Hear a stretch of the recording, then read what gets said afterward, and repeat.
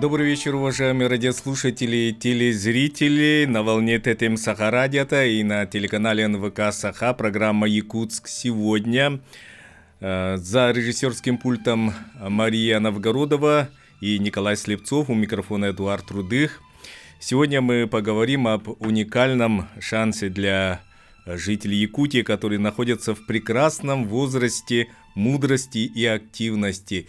Речь идет о программе «Серебряный старт», о федеральной программе, о федеральном проекте, который помогает людям старше 50 лет у нас в Якутии воплотить в жизнь свою мечту о собственном деле. В студии сегодня Анна Ильинична Филиппова, начальник отдела образовательной поддержки Центра «Мой бизнес», и Юлия Сергеевна Макарова, главный специалист отдела развития предпринимательства Министерства предпринимательства, торговли и туризма Республики Саха-Якутия. Добрый день, добрый вечер. Здравствуйте. Телефоны прямого эфира 320066 и 321166. Напоминаем, наша программа выходит в прямом эфире на волне ТТМ Саха Радиото и на телеканале НВК Саха. Анна, лично вам первый вопрос, наверное, самый главный для наших слушателей. В чем заключается уникальность образовательной программы «Серебряный старт» и чем она отличается от других проектов? Добрый день, уважаемые слушатели и телезрители. Да, как вы уже сказали, это федеральная образовательная программа. Организатором данной программы является Министерство экономического развития Российской Федерации. И уникальность прежде всего состоит в том, что в 20 регионах эта программа стартует одновременно с 8 октября по 17 октября этого года. То есть в эти даты регионы нашей страны, как и мы, проведут эту программу для граждан старше 60 лет, а в условиях Крайнего Севера старше 50 лет при наличии пенсионного удостоверения. Участником этой программы также может являться индивидуальный предприниматель, но имеющий стаж не более 1 года. Таким образом, можно сделать вывод, что данная программа, обучающая программа, предназначена для тех, кто только делает первые шаги в бизнес, или для тех, кто только желает и имеет свою бизнес-идею. На территории Республики Саха-Якутия данную образовательную программу проводит государственное автономное учреждение «Центр «Мой бизнес». Преподаватели данного центра сейчас как раз проходят обучение для того, чтобы использовать самые актуальные инструменты обучающего и программного характера. Данная программа еще уникальна тем, что проводится она впервые и охватывает именно вот такую вот прекрасную категорию граждан, которые уже вышли на пенсию и могут уже, находясь на заслуженном отдыхе, воплотить свою идею, стать предпринимателем, либо иметь статус самозанятого, заняться бизнесом, предпринимательской деятельностью, которая будет им приносить доход на содержание себя, своих членов семьи, да, и для того, чтобы реализовать себя, находясь на заслуженном отдыхе. Я думаю, что это прекрасная возможность получить знания на бесплатной основе.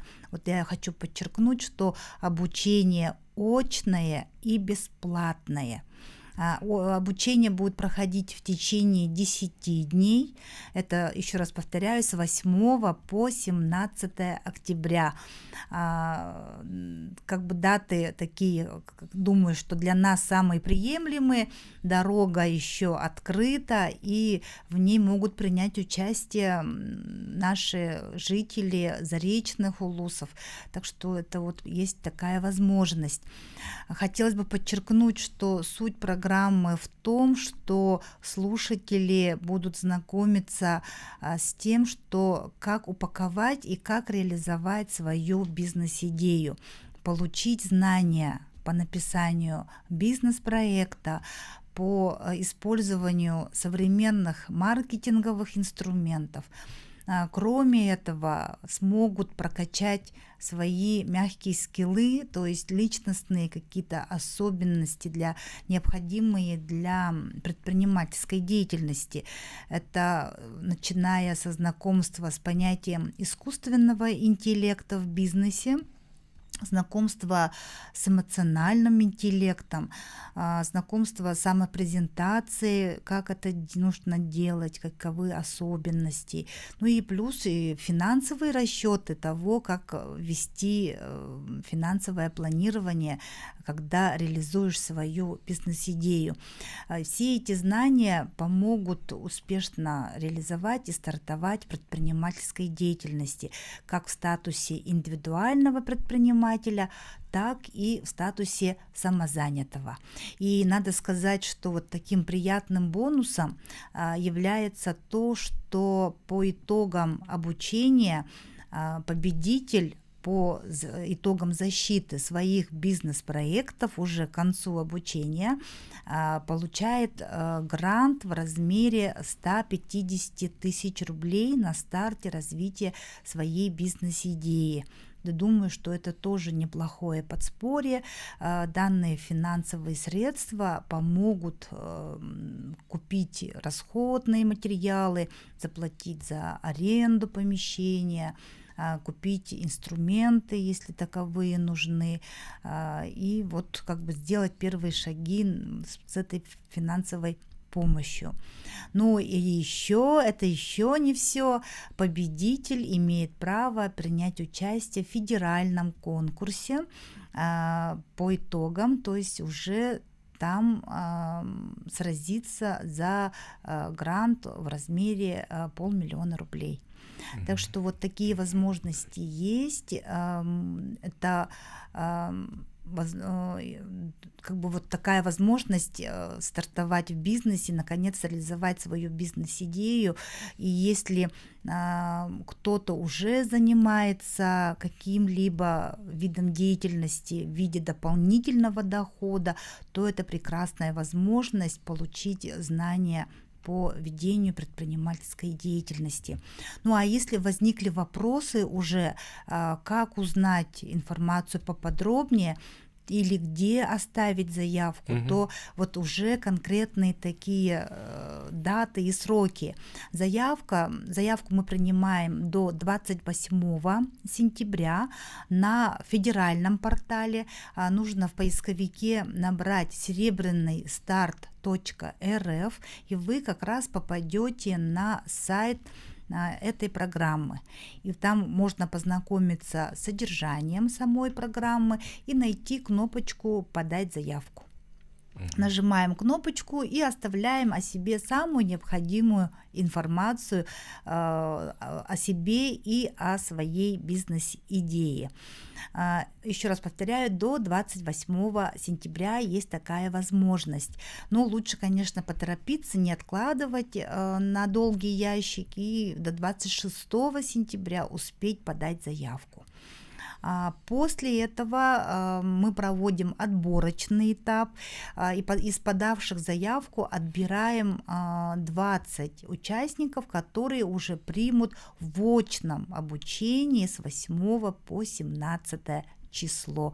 Так что приглашаю наших людей, граждан старше 60 и 50 лет, имеющих пенсионное удостоверение, принять участие в данной программе. Анна Ильинична, при подаче заявки, вот вы говорите, вы отбираете, по каким критериям? То есть человек должен какие-то написать про свою идею или что? Да, Что должно быть в заявке? совершенно верно. Кроме того, что подается информация о себе, конечно же, есть вопросы, касающиеся бизнес-проекта на уровне бизнес-идеи. То есть очень простые вопросы. Что это за проект? Как вы понимаете, какая у вас будет целевая аудитория?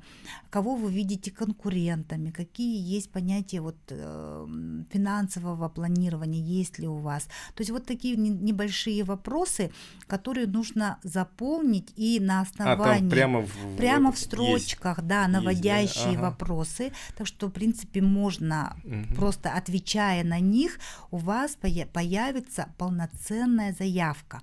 На основе этих ваших вопросов, ответов на вопросы заявки отборочная комиссия отбирает, и одним из критериев является то, что относится ли ваша бизнес-идея к приоритетным отраслям экономики.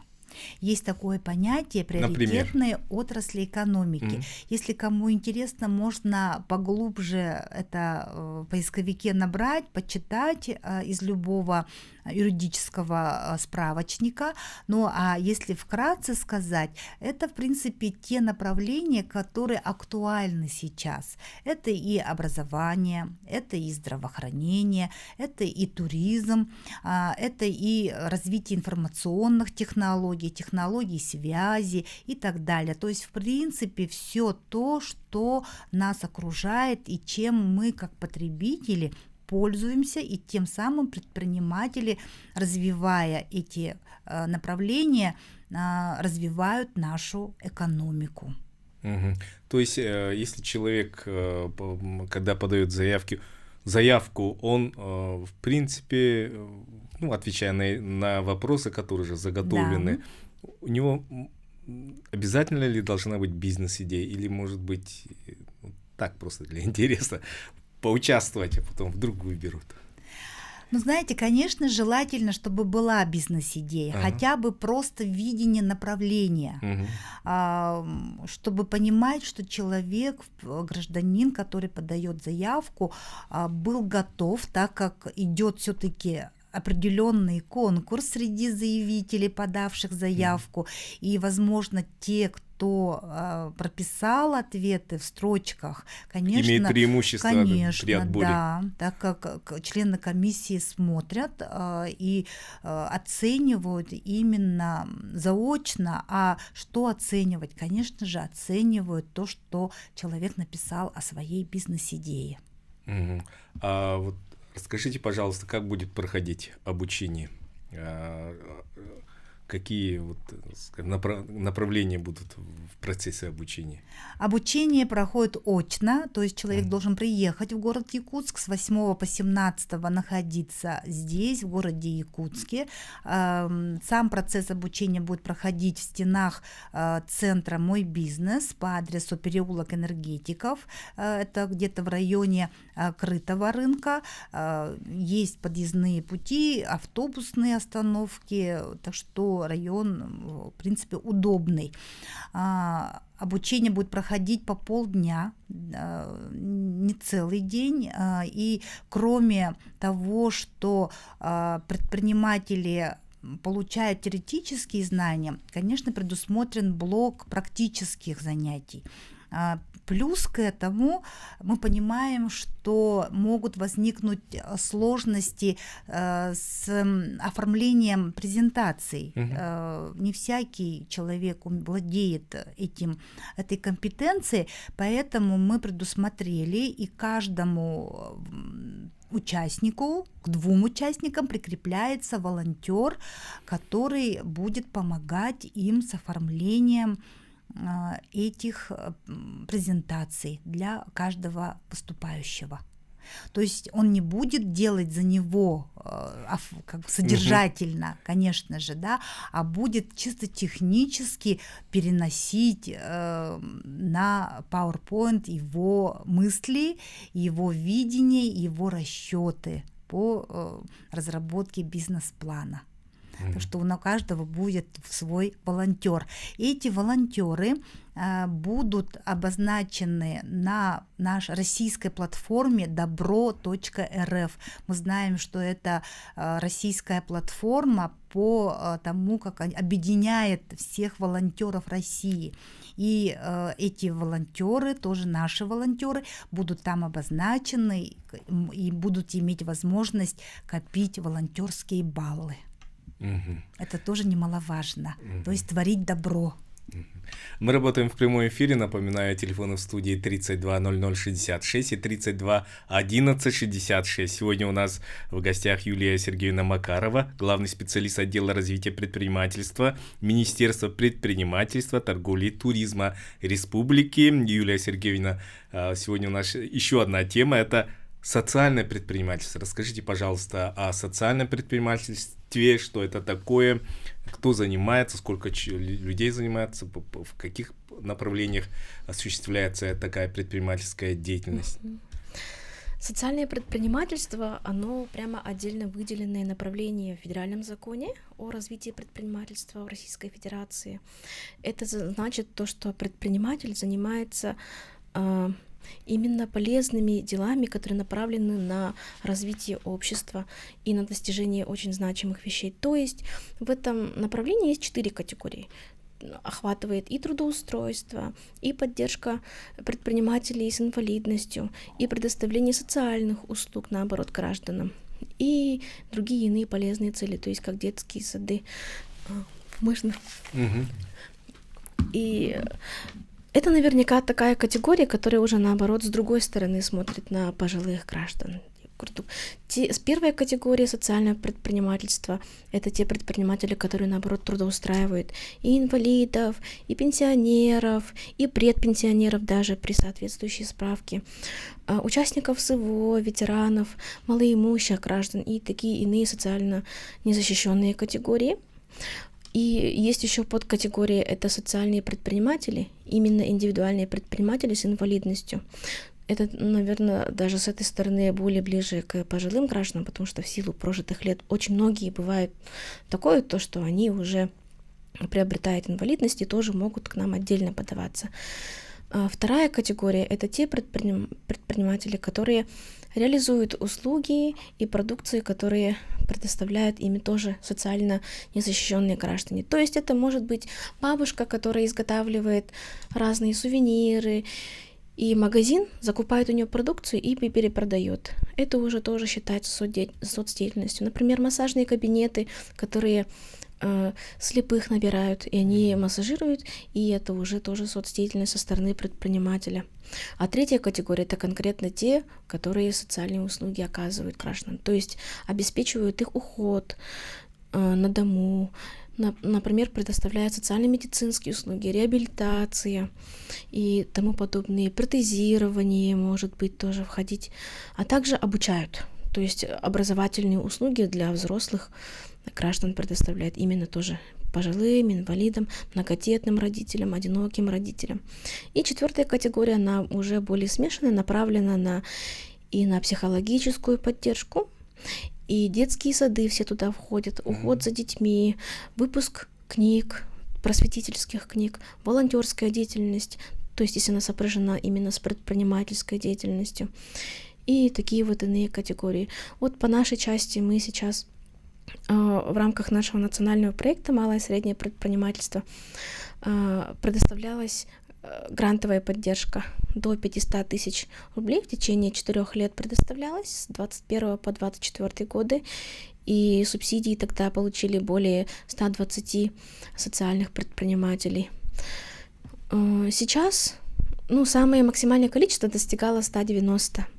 Это на самом деле очень неохваченный объем. Мы формируем отдельный реестр, когда предприниматели могут к нам податься и прямо заявить о том, что они занимаются соцдеятельностью, претендовать на меры поддержки. Но на самом деле их большое-большое множество, но они самостоятельно ведут деятельность.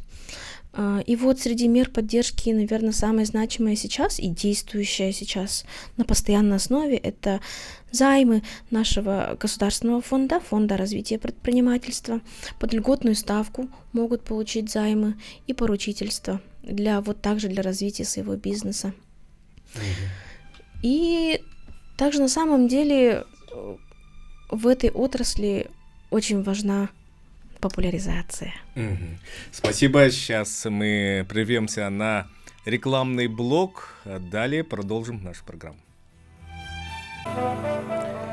На календаре 24 сентября, среда, в эфире программа «Якутск сегодня». Мы работаем на волне ТТМ Саха-радиото и на телеканале НВК Саха. Сегодня у нас речь идет о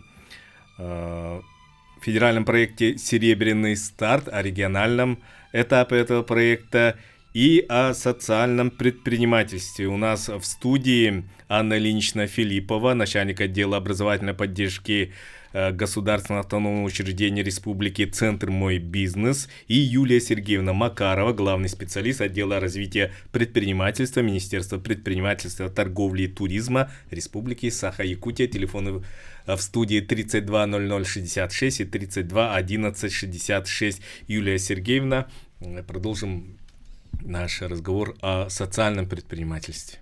Мы вот сначала прошлись о том, кто такие социальные предприниматели, и хотела бы сказать, чтобы получить сам статус социального предпринимателя и зафиксировать его прямо в Федеральной налоговой службе в едином реестре всех субъектов малого и среднего предпринимательства, нужно будет подавать заявки на Министерство предпринимательства. Мы рассматриваем документы комиссионно. На самом деле набор документов совсем небольшой. Самое главное, что предприниматель должен вести бизнес не менее одного календарного года. То есть даже не календарного года, а в предыдущем календарном году, чтобы хоть какой-то доход и какую-то деятельность он мог отразить. И, в принципе, самое главное, чтобы он нам рассказал, чем он занимается, какой именно деятельностью, какая ценность от его деятельности и его целевая аудитория. И после этого на основании его деятельности, его аквэдов, конечно же, соответствующих, мы уже принимаем решение, зачислять его в реестр или нет. В основном, конечно, люди точно знают, чем они занимаются, и поэтому, в принципе, таких отказов у нас нет. И самое главное, мы разработали в рамках указа главы о мерах по поддержке, о мерах по борьбе с бедностью в Республике Саха-Якутия проект по поддержке социального предпринимательства, чтобы и стимулировать их включение в наш реестр, но не только, самое главное, при этом поднять значимость, важность такого направления, даже если оно было прямо отдельно выделено в федеральном законе, регион сам предусматривает, какие меры поддержки должны быть. Мы этим проектом предусматриваем и налоговые льготы, и самое главное — это приобретение предпринимательских компетенций. Тоже среди нашего проекта есть образовательные программы в Центре Мой бизнес. Мой добрый бизнес есть. Это программа для социальных предпринимателей, но в том числе, кстати, есть и направления отдельные, по бизнесу, который ведется пожилыми гражданами, в принципе. И мы бы хотели восстановить финансовую нашу поддержку, грантовую поддержку, чтобы она и в дальнейшем тоже предоставлялась, потому что на самом деле, если проанализировать, то социальный бизнес, он не самый высокодоходный бизнес. Очень много нужно будет расходов нести, в принципе, так как потребитель их услуг ограниченный, все равно прямо миллионами зарабатывать, конечно, сложно будет. И поэтому, мне кажется, грантовые субсидии — это было бы большим подспорьем для них. К слову, к приближающемуся Дню пожилых, наверное, я бы хотела передать послание от наших коллег отдела индустрии туризма, то, что пожилые граждане также могут стать экскурсоводами, гидами.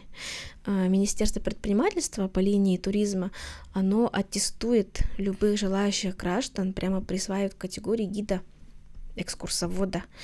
И бывает такое, то, что есть люди не занятые, но много знают о своем районе или живущие в своем городе, и вот гуляя, могли бы как раз-таки собирать людей и законно уже оказывать гражданам такие услуги гидов-экскурсоводов. Ну, ему надо оформиться как индивидуальный предприниматель. Ну да.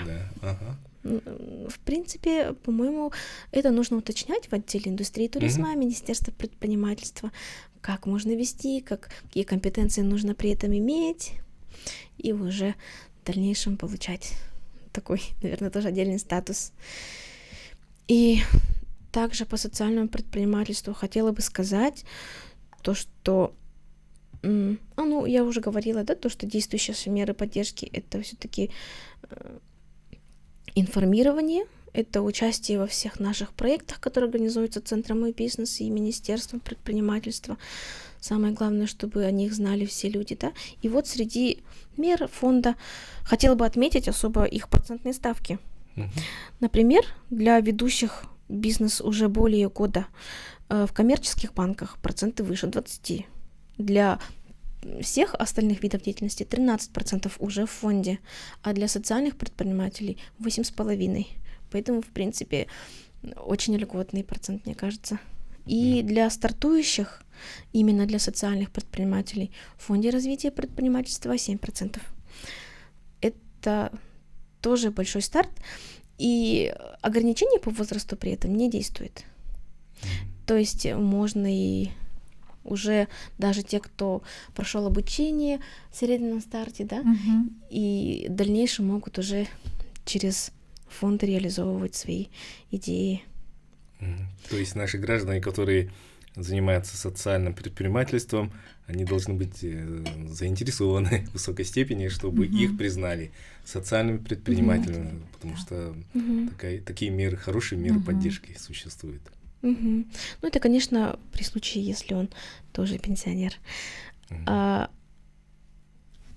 Но для самих пожилых граждан, те, которые получают услуги или работают у социальных предпринимателей, это тоже важно, потому что при этом улучшается их рабочее место, повышается доходность, увеличивается охват клиентов, поэтому тоже косвенно влияет на их, конечно же, положение и в работе, и в жизни.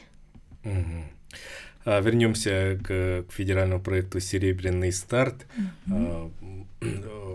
Те, которых вы отберете, 20 человек, вы сказали, да? Они все должны стать предпринимателями или это как обучение просто? Это как обучение. Да, программа не ставит такой задачи, что все 20 обязательно станут предпринимателями или обязаны стать. Такого нет. Участники после обучения сами решают, как им быть со своей бизнес-идеей, все-таки реализовать, оформить статус самозанятого или индивидуального предпринимателя, либо просто остаться так же, как и быть. Но мне кажется, что после 10 дней обучения, знакомства с такими же вдохновленными людьми на реализацию своего бизнеса, слушатель будет окрылен и все-таки до конца доведет реализацию своей идеи. Так что я в это очень верю. Если вот слушатели, телезрители хотят подробнее узнать, у нас есть телеграм-канал с нашего центра «Мой бизнес», называется «Мой бизнес. Республика Саха-Якутия». Там размещается актуальная информация по всем мероприятиям. А по федеральному проекту «Серебряный старт» есть тоже отдельный канал в телеграм, это называется «Серебряный старт». старт. То есть тоже можно набрать в поисковике Telegram и найти вот эту информацию. Кстати, вот в этом Telegram-канале как раз размещаются истории успеха людей после 60, занявшихся бизнесом с других регионов, какие-то рассказы о том, как начать, как правильно делать зарядку даже, да, чем питаться. Ну, то есть такие полезные советы для людей вот уже преклонного возраста, после 60 лет. Так что все очень интересно, так как эта программа охватывает не только вот обучение бизнесу, но и стремление к повышению качества жизни в целом. Ваш центр проводит различные программы, различные проекты, да, и мама предприниматели, да, и дети предприниматели, и так далее, и так далее. В каких аспектах участники встречают наиболее такие большие трудности, скажем так, где им бывает трудно, как они это преодолевают? На самом деле трудно, наверное, осмыслить, понять, сделать первый шаг. Это самый сложный. Сделать первый шаг от того, что внутри есть желание заняться чем-то, может, получением дополнительного дохода, оформлением статуса предпринимателя, и уже вот стать. Вот этот промежуток, вот этот период нужно преодолеть. И вот когда человек записывается на программу, находится среди таких же воодушевленных людей, погружается в эту среду, этот шаг мотивационный сделать намного легче. Это раз, психологически проще, а во-вторых, человек просто понимает, как он начинает действовать. У него есть дорожная карта, план действий. Он понимает, что вот сейчас я сделаю так-то, потом зарегистрируюсь, потом я буду искать поставщиков, арендую помещение. И вот эта вот раскладка по полочкам позволяет ему уже видеть системно то, как будет у него реализовываться его, может быть, пока не была непонятная идея. И бывает так еще, кстати, что человек приходит с одной бизнес-идеей, а в течение обучения в корне может поменять и защитить совсем другую, потому что он, пройдя первые 2 дня обучения, понимает, что это не та целевая аудитория, это не тот портрет потребителя, нет вот востребованности, нет решения боли клиента, и он быстренько на ходу меняет и может совсем реализоваться, защитить другую идею. Либо переформатировать, просто поменять суть. Был кабинет, например, чего-то, а преобразовать это уже в студию, понимая, что наоборот востребованность выше, и кабинет не ответит востребованности, спросу рынка, например. То есть тут бывают разные подходы и зависит уже конкретно от бизнес-идеи, продукта, услуги и от нацеленности самого человека. Но в любом случае обучение очень нужно. Внешняя среда очень сильно меняется, информации очень много, и для того, чтобы быть предпринимателем сейчас, недостаточно что-то просто вот производить, то, что тебе нравится, а нужно охватывать множество сфер, и налоговый режим понимать. Есть не просто УСН, как у нас раньше, УСН доходы минус расходы, а есть еще и автоматизированное УСН теперь с 1 января.